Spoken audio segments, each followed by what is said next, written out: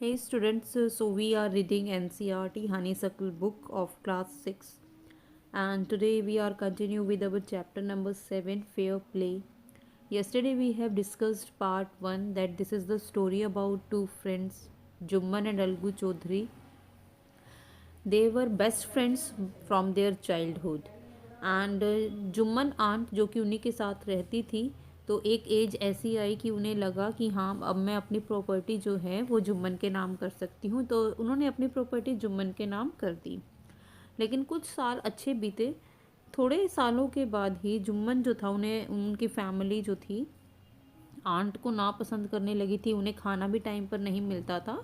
तो आंट जो है फाइनली डिसाइड करती है कि मैं जो है अपनी प्रॉपर्टी मैंने जुम्मन को दी है, तो मैं उससे मंथली अलाउंस ले लूँगी।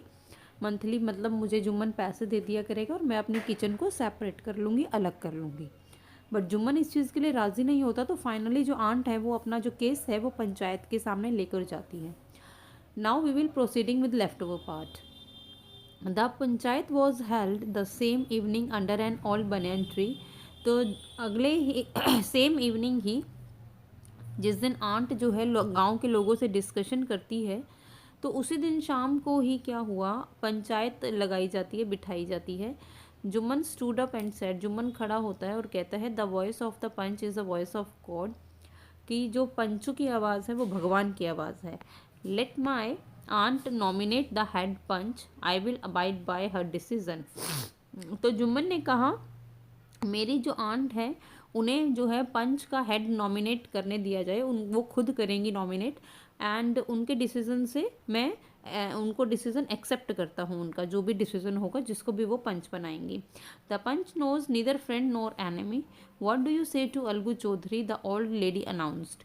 तो ओल्ड लेडी कहती हैं panch knows neither friend nor enemy, पंच का जो है कोई भी दोस्त नहीं है। जब वो डिसीजन देने लगते हैं, पंच जो है जब फैसला सुनाते हैं या पंचायत में बैठते हैं, उस समय उनका ना तो कोई फ्रेंड होता है ना ही कोई उनका दुश्मन होता है।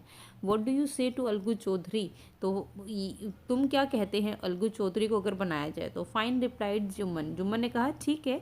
Hiding his joy over this unexpected piece of luck, Jumman ने रिप्लाई किया कि हाँ ठीक है, मुझे प्रॉब्लम नहीं है अगर अलगू को जज बनाया जाए तो, पंच बनाया जाए तो। और अंदर से मन ही मन जो जुम्मन था बहुत खुश हो रहा था। रीज़न क्या था खुशी का रीज़न था कि जुम्मन और अलगू दोनों बेस्ट फ्रेंड्स थे बचपन से, और जुम्मन के मन में ये था कि अब तो अलगू मेरी ही साइड लेगा, जो डिसीज़न आएगा वो मेरे ही पक्ष में आएगा। तो क्या ऐसा हुआ? Let's continue. Chachi, you are aware of my friendship with Jumman, said Algu. Algu ने कहा चाची तुम्हें मेरी फ्रेंडशिप के बारे में पता है कि जुम्मन मेरा दोस्त है, तुम इस बात से जागरूक हो। I know that, replied the aunt, but I also know that you will not kill your conscience for the sake of friendship. तो आंट ने कहा मैं जानती हूँ, लेकिन तुम अपनी अंतरात्मा की आवाज़, मतलब अपनी दोस्ती के लिए अपनी अंतरात्मा की आवाज़ को मारोगे नहीं, तुम अपनी अंतरात्मा, अपने दिल की आवाज़ को सुनोगे। God lives in the heart of the panch and his voice is the voice of God. कहती है आंट कि जो पंच होते हैं उनके दिलों में भगवान रहते हैं, और जो उनकी आवाज़ होती है वो भगवान की आवाज़ होती है। And the old lady explain her case, और इसके बाद जो ओल्ड लेडी है वो अपना केस जो है एक्सप्लेन करती है, बताती है।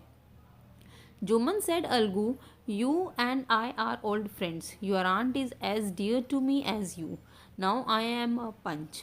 तो जुम्मन अलगू जो है जुम्मन को कहता है हम दोनों बचपन से ही दोस्त रहे हैं, बहुत पुराने दोस्त हैं, लेकिन तुम्हारी जो आंट है वो मेरे भी बहुत प्रिय हैं। नाउ आई एम अ पंच, लेकिन अब मैं एक पंच हूँ, एक लाइक अ जज हूँ। You and your aunt are equal before me, अब मेरे सामने तुम और तुम्हारी आंट दोनों ही बराबर हैं। जैसे मैंने पीछे कहा कि पंच का ना तो कोई दुश्मन होता है ना ही दोस्त होता है जब वो जजमेंट की कुर्सी पर बैठता है। वट हैव यू टू से इन योर डिफेंस, तुम्हें अपने पक्ष में क्या कहना है, तुम कुछ कहना चाहते हो। 3 years ago began Jumman, Jumman शुरू करता है और कहता है 3 साल पहले my aunt transfer her property to me, मेरी आंट ने अपनी प्रॉपर्टी मेरे नाम की थी। जो मतलब आंट की प्रॉपर्टी थी वो उन्होंने जुम्मन के नाम कर दी थी। I promise to support her as long as she lived, और मैंने उन्हें वादा किया था कि जितना भी वो जिएंगी मैं हर कदम पर उनका साथ दूंगा। I have done all I could, और मैं जो भी कर सकता था मैंने वो किया। There have been a couple of quarrels between my wife and her, but I can't stop it. कहता है जुम्मन, मेरी और मेरी वाइफ के बीच में, मेरी वाइफ के बीच में और आंट के बीच में बहुत क्वारल्स होती हैं, लड़ाइयाँ होती हैं, लेकिन but I can't stop it, मैं उसे रोक नहीं सकता हूँ। Now my aunt is claiming a monthly allowance from me. अब मेरी आंट जो हैं वो मुझसे क्लेम कर रही हैं, दावा कर रही हैं मंथली अलाउंस लेने का। This is not possible, that's all I have to say. Jumman was cross examine by Algu and others. Jumman की जो बात थी उसको क्रॉस एग्जामिन किया गया, दोबारा से चेक किया गया अलगू और सभी लोगों ने। देन अलगू अनाउंस, उसके बाद अलगू जो है अनाउंस करता है, घोषणा, अनाउंसमेंट हियर, घोषणा। We have gone into the matter carefully. That Algu announced that we have to check the matter carefully. In our opinion, Jumman must pay his aunt a monthly allowance or else the property goes back to her.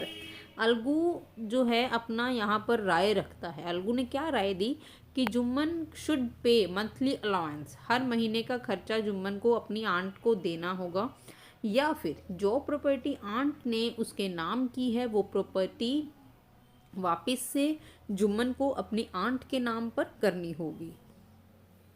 Now two friends were seldom seen together. अब इस decision के बाद दोनों friends को बहुत कम साथ में देखा जाने लगा। The bond of friendship between them was broken. दोनों के बीच में अब जो दोस्ती थी, जो फ्रेंडशिप थी, वो टूट गई। In fact Jumman was Algu's enemy and wanted his revenge. Even जो जुम्मन था वो अलगू का दुश्मन बन गया और अपना रिवेंज, रिवेंज मीन्स यार बदला, और अपना बदला लेना चाहता था, किससे? अलगू से। Now part 3। Days passed as ill luck would have it. दिन निकले और बैड लक आया अलगू चौधरी का। Algu Chaudhary found himself in a tight spot. Algu Chaudhary ने खुद को पाया मुश्किल समय में। One of his fine pair of bullocks died. उसका जो एक पेयर था बैलों का, बैलों का जो पेयर था वो मर गया। And he sold the other two Samjhu Sahu. और उसने जो दूसरा था पेयर वो उसने सेल किया किसको? समझू नाम के पर्सन को, a car driver of the village. और ये कौन था? ये कार ड्राइवर था। Okay, and the understanding was that Sahu would pay the price of the bullock in a month's time. तो ये दोनों के बीच में एक बात हुई थी कि जो समझू साहू था वो पैसे पे कर देगा एक महीने के अंदर। It so happened that the bullock died with in a month. लेकिन जो बैल था वो एक महीने के अंदर ही मर गया। Several months after the bullocks death, Algu reminded Sahu of the money he hadn't yet paid. बैलों की डेथ के बाद अलगू ने जो था साहू को याद दिलाया कि उसने अभी तक पैसे पे नहीं किए हैं। साहू गॉट वेरी अनॉयड, और जो साहू था उसको बहुत अनॉय मतलब गुस्सा आया। I can't pay you a penny for the wretched beast you sold me. तो उसने कहा साहू ने अलगू को कि उन के लिए मैं तुम्हें कोई भी एक सिंगल पैनी मीन्स एक सिंगल पैसा भी पे नहीं करूँगा। He brought us nothing but ruin। वो हमारे लिए कुछ नहीं लाए, सिर्फ तबाही ही लेकर आए। I have a bullock, use it for a month. मेरे पास एक बैल है, तुम उसे एक महीने के लिए यूज़ कर लो and then return to me. ये बात बोली गई साहू के द्वारा अलगू को। No money for the dead bullock, he said angrily. उसने कहा उन मरे हुए बैल के लिए कोई पैसा नहीं दूंगा। Algu decided to refer the case to the panchayat. यहाँ अलगू ने डिसाइड किया कि वो अपना केस पंचायत के पास लेकर जाएगा। For a second time in a few months, ये कुछ ही महीनों के अंदर दूसरी बार था preparations for holding the panchayat. अब पंचायत दोबारा होने वाली थी। And both the parties started meeting people seeking their support. दोनों ही पार्टीज, साहू की और अलगू, अपनी तरफ से लोगों को अपने सपोर्ट में उतार रहे थे, अपनी बात लोगों को समझा रहे थे, दोनों ही। The panchayat was held under the old banyan tree. जो पंचायत थी वो उसी पुराने बनियन ट्री के नीचे ही होने वाली थी। Algu stood up and said, the voice of the panch is the voice of God. कि जो पंचों की आवाज़ होती है वो भगवान की आवाज़ होती है। Let Sahu nominate the head panch, I will abide by his decision. तो यहाँ अलगू कहता है कि जो साहू है उसे ही पंच नॉमिनेट करने दीजिए और मैं उसके डिसीज़न को एक्सेप्ट करूँगा। साहू सा हिज चांस। अब साहू ने देखा उसके पास तो मौका है, and propose the name of Jumman, and he announce the name of Jumman. Algu's heart sank and he turned pale. ये सुन के अलगू का जो दिल था वो धक धक करने लगा, एंड उसका जो फेस था वो मतलब पीला पड़ता जा रहा था। But what could he do, लेकिन वो अब क्या कर सकता था? Nothing. The moment Juman became head punch, he realized his responsibility as judge and the dignity of his office. जैसे ही जुमन हेड बना, पंचों में हेड बना, तो उसे एहसास हुआ कि पंचों की जिम्मेदारी क्या होती है। कि जब आप किसी जज की, न्याय की कुर्सी पर बैठते हैं तो आपको कैसा डिसीज़न लेना होता है, कितना प्रेशर होता है। Could he seated in that high place have his revenge now. क्या अब वो जो जिस ऊंचे स्थान पर बैठा है जुम्मन, क्या वो अब रिवेंज लेगा? He thought and thought. सोचता रहता है, सोचता रहता है। No, he must not allow his personal feelings to come in the way of speaking the truth and doing justice. सो उसने सोचा कि नहीं, मेरी जो पर्सनल फीलिंग्स हैं अलगू को लेकर, सच्चाई बोलते समय मैं उसको आगे नहीं आने दूंगा, न्याय देते हुए मैं उसको आड़े नहीं आने दूंगा।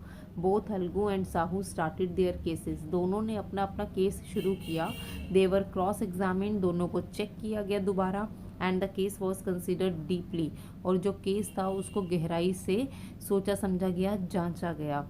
Then Juman stood up and announced, "It is our opinion that Sahu should pay Algu the price of the bullock." कि हमारी राय है कि जो साहू है उसको बैलों का जो पैसा है वो देना पड़ेगा। When Sahu bought the bullock, it suffered from no disability or disease. जब वो जो बैल लेकर आया था उस समय बैल जो थे किसी भी डिसीज से सफ़र नहीं कर रहे थे, उन्हें कोई प्रॉब्लम नहीं थी। The death of the bullock was unfortunate. वो अचानक ही डेथ हो गई है। But Algu can not be blamed for it. लेकिन उसके लिए अलगू को ब्लेम क्यों किया जा सकता है? Algu could not contain his feelings. He stood up and said loudly over and over again. तो अलगू खड़ा हुआ और बार बार कहने लगा, विक्ट्री टू द पंचायत, की ये पंचायत की जीत है, दिस इज़ जस्टिस, ये न्याय है। God lives in the voice of the panch. भगवान रहता है कहाँ पर? पंचों की आवाज़ में। तो जब भी कोई जजमेंट आप देते हैं किसी भी चीज़ के लिए, तो वो आपका हमेशा क्या होना चाहिए? फेयर होना चाहिए, ऑनेस्ट वाला होना चाहिए। Soon after Juman came to Algu. उसके ही बाद जो जुमन है वो अलगू के पास आता है। एम्ब्रेस्ड हिम, उसको गले लगाता है और कहता है, since the last panchayat I had become your enemy. पिछली पंचायत से ही मैं तुम्हारा दुश्मन बन गया था। टुडे आई रियलाइज, आज मुझे एहसास हुआ, what it mean to be a panch, कि पंच जो है उसका क्या मतलब होता है। A panch has no friend nor enemy. एक पंच का ना तो कोई दोस्त है ना दुश्मन है। He knows only justice. उसे पंच की कुर्सी पर बैठने के बाद क्या जानना होता है? सिर्फ ओनली जस्टिस उसे पता होता है। Let no one deviate from the path of justice and truth for friendship और एनमिटी। कहता है किसी को भी न्याय के रास्ते से भागना नहीं चाहिए, न्याय को छोड़ना नहीं चाहिए, आपको हमेशा सच्चाई का ही साथ देना चाहिए। Algu embraced his friend and wept. Algu ने अपने दोस्त को गले लगाया और रोने लगा। And his tear washed away all the dirt of misunderstanding between them. और उनके बीच में जितनी भी मिसअंडरस्टैंडिंग पैदा हुई थी सभी वो आंसुओं में धुल गई, वो ख़त्म हो गई। वो जो मैल उनके दिल में आ गया था वो सब ख़त्म हो गया। दोनों अब प्यार से एक दूसरे के साथ रहने लगे। And this is the story written by Premchand, or you can say novel written by Premchand.